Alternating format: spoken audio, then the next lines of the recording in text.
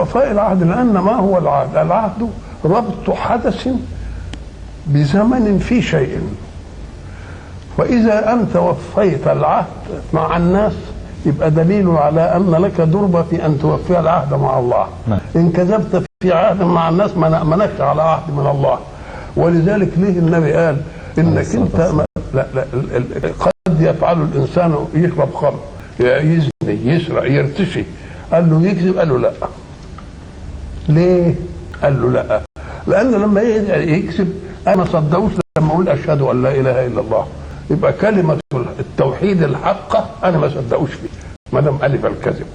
فإذا كنت عاهدت إنسانا على شيء فقد طلبت منه أن يرتب حياته ووقته وأحداثه على عهدك، وأنت صرت حرا في الارتباط، يبقى أنت عطلت عن مسأله وأنت إيه؟